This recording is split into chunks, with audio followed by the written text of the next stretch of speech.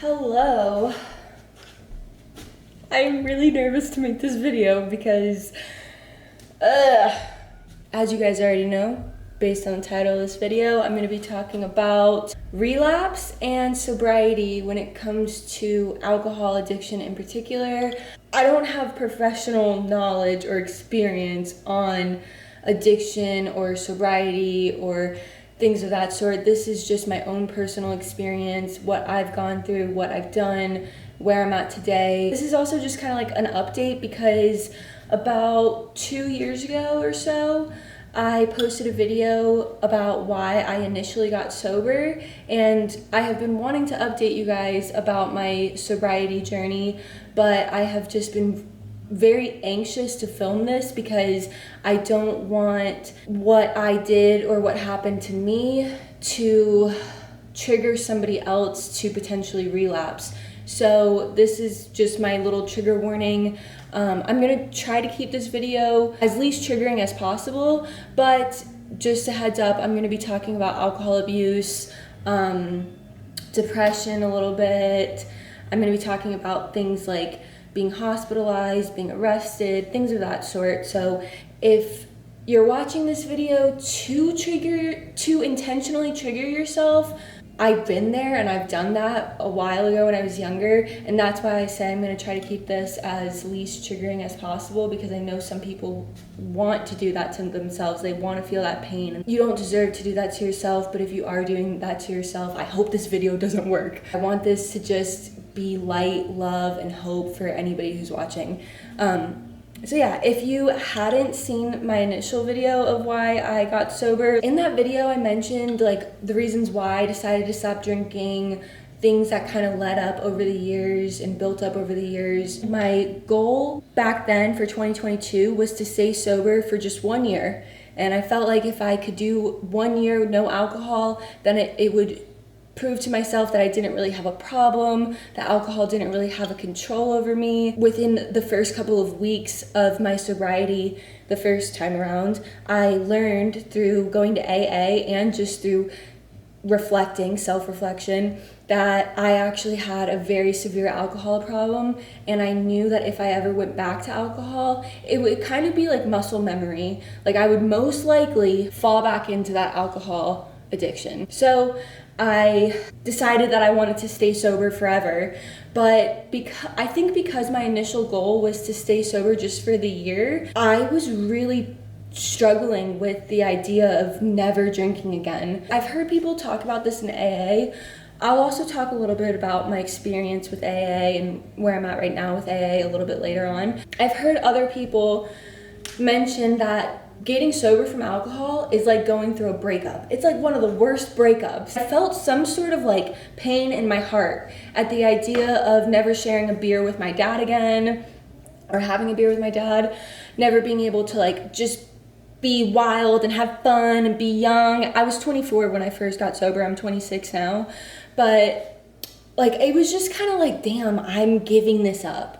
It's not something that I wanted to let go. It was something that I felt like I had to give up, if that makes any sense. During the first year, I did make it to I was just at about 14 months before I relapsed. So during those 14 months, I had periods of obsessing over alcohol. Like weeks would go by that I couldn't stop thinking about drinking, and I would fall kind of into this like isolated depression because my mind just couldn't stop obsessing over it. That happened maybe like 2 or 3 times during those 14 months where I had that like extended obsessive thought. And truthfully, even though I told my friends, my family, social media, I even told myself that I was gonna stay sober forever, I knew that I was gonna relapse. It wasn't my time yet to like fully surrender. Not that I didn't want it to be my time. I wish I never went back out and drank alcohol again because it got real scary. I'll tell you guys about it in a second. I think I hadn't really hit my rock bottom yet. So I kind of was like pushing it, thinking like I haven't had the worst of the worst happen to me. I had been hospitalized from drinking because my gallbladder got damaged. My relationships with my friends and family were very on edge at moments because of me drinking every day for years. financial situations, my self-confidence, my body. So I had these repercussions from drinking, but I still felt like I had room to fuck around a little bit more. This was my mind playing tricks on me. I don't know if you guys remember from that first video 2 years ago, but I mentioned like my mind plays tricks on me, and that's what I think happened to me. I remember hearing in my head at the time, like, I'm only 24, I still have time to fuck up a little bit longer. That is not logical thinking, and who wants to potentially get in trouble, injure themselves, injure others, or just be in a negative physical and mental space willingly? I don't want that for myself, and I know that back then, when I did eventually relapse, it was just distorted thinking. You guys know I was in AA, but I wasn't working the program of AA. They have like a 12-step program that they highly, highly recommend you go through with a sponsor. I still haven't gone through the steps, like all 12 steps. I'm on step 4 now, but I'm just taking it a little bit slowly and taking it at my own pace. But the first year around, I didn't go through any of the steps. I view the 12 steps of AA, the program of AA, kind of just as like a life program. I don't think that you have to be an alcoholic to benefit from the spiritual message of AA. At least from what I've observed through going to meetings and talking to other alcoholics that go to AA meetings, I think it's just like program that guides you to reflect on who you are, what you've done, who you want to be, encourages you to believe in something bigger than yourself. It humbles you, and then it just guides you and leads you to live like a healthy and honest life. So even if you don't struggle with addiction, but you're curious, maybe like just for some awesome guidance, I would recommend looking up the 12 steps of AA and just even going through them on your own, just as like a self-reflection type of thing. Okay, so anyways, they say, when I say they say, I'm talking about like my AA people, okay? They say that once you go back out, it will not only go downhill quickly, but you will go down deeper than where you were when you like first got sober. And that is exactly what happened to me. I only was out drinking again for not even 4 months. It might have been 3.5 months before I sobered up again. So it only took 3.5 months for me to hit what felt like my rock bottom. In the beginning, I was trying to have like that control thing. So I was only drinking like on the weekends with my friends. I was only in social settings for the first like month and a half. And then I don't even know, I can't even remember the day that it happened, why it happened. I don't remember what was going through my head. But then eventually I started drinking tequila at 8 a.m. again. And I don't remember doing that in the past when I was 21, 22, 23. I know I was drinking for breakfast, but I don't remember drinking at 8 a.m. I literally would wake up and have to take a double shot of tequila. Not that I had to take, but I needed it. I wanted it desperately, because at this point, after a month or two of getting alcohol back in my system, I was already dependent on it again. So I would wake up in the morning, take a couple shots, get in the shower, and it was like I couldn't do anything, or I couldn't see the light or the joy of doing anything sober. And it's not that there isn't light and joy in doing anything sober, it's just that, like I said, my body was already dependent on alcohol again. When I started drinking in the morning again, I kind of stopped going out as much. I wasn't really going out much to begin with. Like I said, that first month I was going out maybe on the weekends to grab a drink with a girlfriend. But once I started drinking all day again, I completely isolated myself. I didn't really go out to the bars to like listen to music or to dance or anything. I did very randomly, but just not very often. I was just home alone drinking, or going to the beach alone drinking. And the reason why I was alone was because I knew no rational, sane person would drink at 8 a.m. with me or without me. Like, who would want to hang out with me if I'm drinking at 8 a.m.? What friend is going to want to meet up for sunrise with me at 8 a.m. if I'm already drunk? Even if they didn't know that I was drunk, because I felt like I could hide it pretty well, it was like this guilt. Like, I knew what I was doing was shameful and wrong. I think my experience wasn't as bad as it could have been because I was home literally all the time, drinking alone. If I had been going out like I used to, it probably would have spiraled much quicker. And it already spiraled quickly. This was only over the span of 3.5 months, okay? Fast forward to the last day that I am drinking, okay? I happened to go out this day. It was the afternoon. There was music playing at a bar, and I wanted to go listen. I went with some of my friends, and I don't know if I said this in my first video, but I became, like, if I had a couple of drinks, I was fun, lighthearted, could laugh, whatever, but I couldn't just have a couple drinks. I would just keep drinking. And I became this aggressive, angry person. And I don't fully know why that's who I would become when I would drink that much.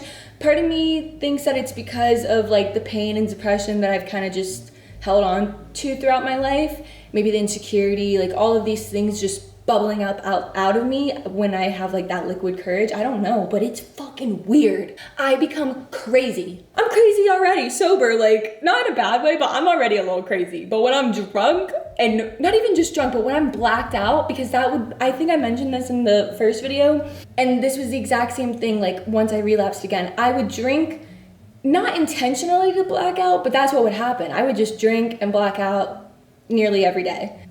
So, we're at this bar listening to music. My friends are ready to go because we'd already been there for a few hours. I'm kind of like arguing with them because I don't want to go. I'm having fun. But either way, this isn't just like some friends that I'm like kicking it with. This is my best friend, Angelina, and one of our other friends. And I am fighting with my best friend as if I just found out like she fucked my boyfriend or something. Like, I don't even remember the fight. I just believe her because she told me what I said and what I did.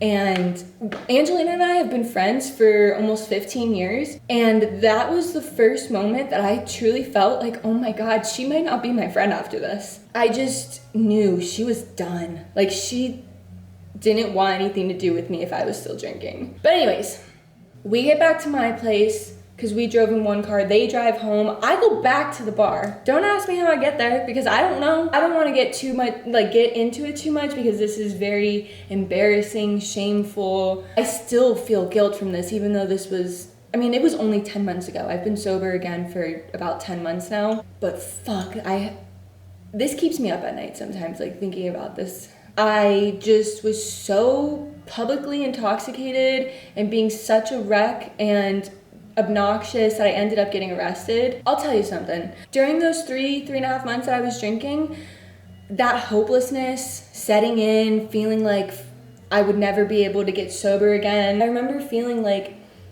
I had 14 months of sobriety. Why did I give that up just to put myself back in a position that I don't even know if I can get out of for a second time? It's hard enough to get sober the first time, let alone a second time. It felt impossible. I started praying. I just pray to whoever is listening, my higher power, the universe, God, whatever you want to call it. I started praying for something bad to happen to me. I just wanted to be sober again and needed to be scared straight in a sense. So I started praying for like I said, something bad. So fast forward to my arrest. They say, that you either end up dead, incarcerated, or hospitalized, right? I already was hospitalized. I ended up incarcerated. And the next thing for me truly was death. It took a couple months to clear up that situation, the arrest, the charges, while I was in jail for the night, which was absolutely miserable. I was blacked out drunk, wasted, coming out of this drunken mess in a freezing cold jail, alone, scared, mortified by my behavior, also not exactly sure of what I had done because I was blacked out. It was just a really, really, really horrible night. But I remember being in the jail, and I actually felt happy. I felt relieved because I knew that's what I was praying for. I was not going to drink after that again. Some people might hear this and think, oh, she just got arrested. It's not that big of a deal.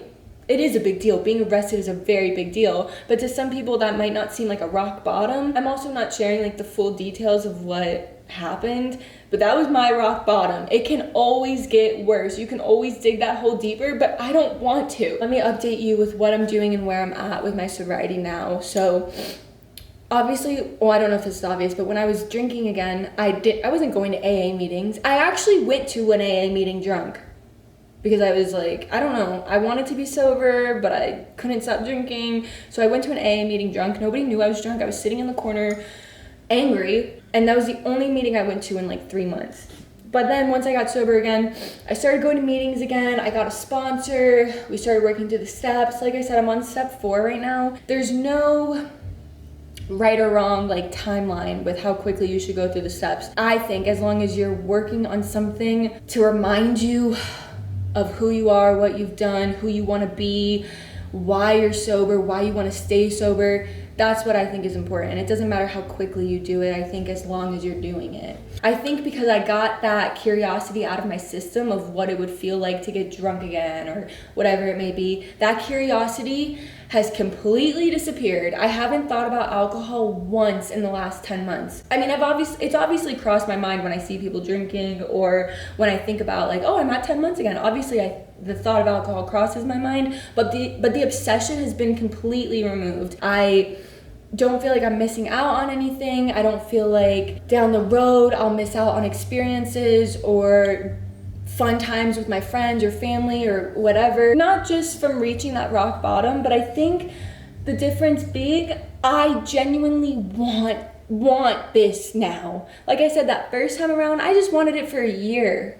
And then I realized like, I probably shouldn't go back to drinking, but I wanted to go back to drinking. Now I'm like, I shouldn't go back to drinking, and I have no desire to go back to drinking. And it's just such a freeing feeling. And I'm trying to think of like, how did I get to this point? Because obviously I don't want to suggest hitting rock bottom to get to the point of sobriety or whatever. Hang on, I gotta blow my nose. I guess I will try to share. I mean, this isn't meant to be like advice. Like I said, this is just meant to be my experience.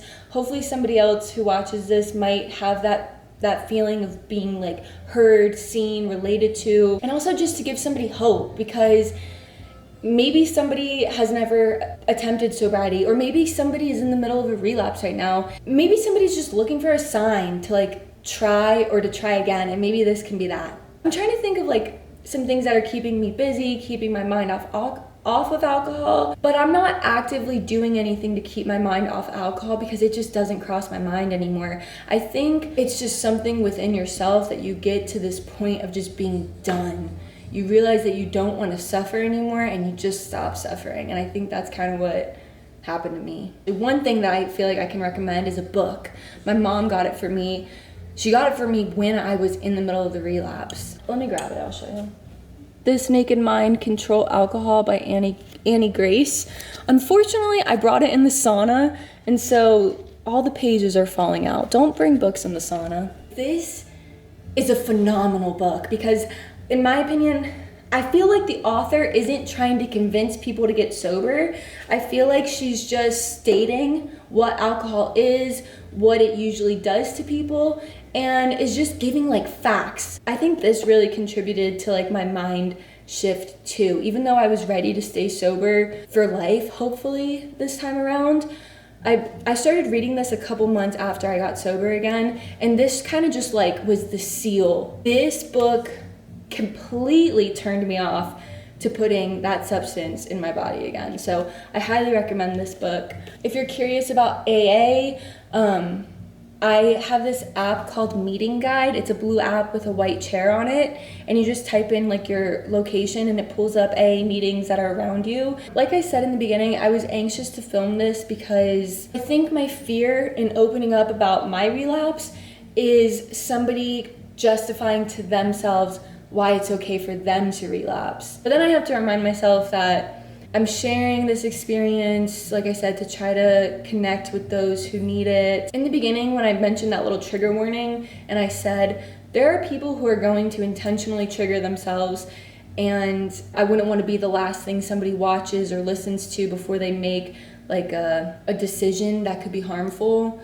I know that that's also out of my control. My intention is just to be like a safe space of light, love, and connection for people who need it. Getting sober the second time around felt impossible. Truly, I had no hope that I was gonna be able to get sober again. And sometimes I think to myself, like, if I hadn't gotten arrested that night, would I still be out drinking? Would something else have happened a couple weeks later or a couple months later? But then I have to shut my mind off and just be grateful for where I'm at today, nearly 10 months sober again. I can't do these what ifs you know? I'll still hold on to the memories from my past.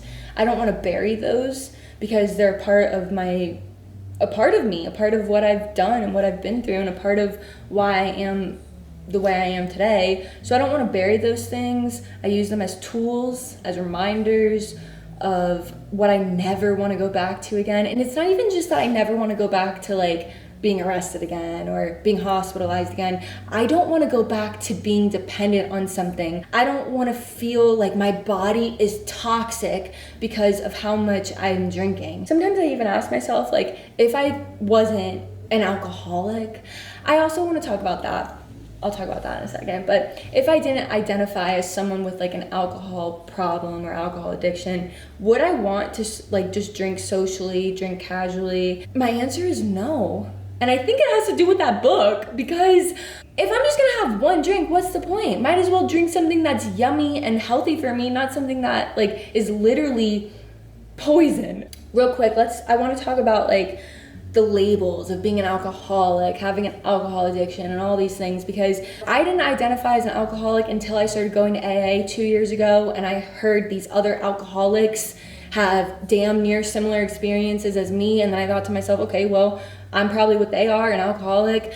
But I think anybody can become addicted to alcohol. Sure, there's those people that are truly casual social drinkers, but I think it's within all of us to have the capability to become addicted, because the substance itself is addictive. Even if you're not drinking every day, maybe this can also just be like a moment for you to reflect on how much you are drinking, the reasons why you're drinking, if there's an alternative to alcohol that might make your night more fun because maybe you'll remember it, or you won't wake up hungover, or what you're putting in your body will fuel you rather than like give you a crash. You don't have to answer this to anybody but yourself, but maybe just kind of ask yourself, like, has this progressed over the last couple of years? Some of my friends, when I was drinking, that considered themselves like only social drinkers, over the years I noticed that they started drinking more and more. And I don't know if they were dealing with addiction or anything like that, but inevitably your tolerance grows and you most likely will drink more. And I don't know, I don't even know if I'm making sense, but I might have such strong opinions on this because of what I have been through with alcohol. I hope that this video was helpful in some way. And yeah, I'm sure I'm forgetting something that I want to say, but that's all I can think of right now. So I'm gonna end the video. Hope you have a good day, and I'll see you later.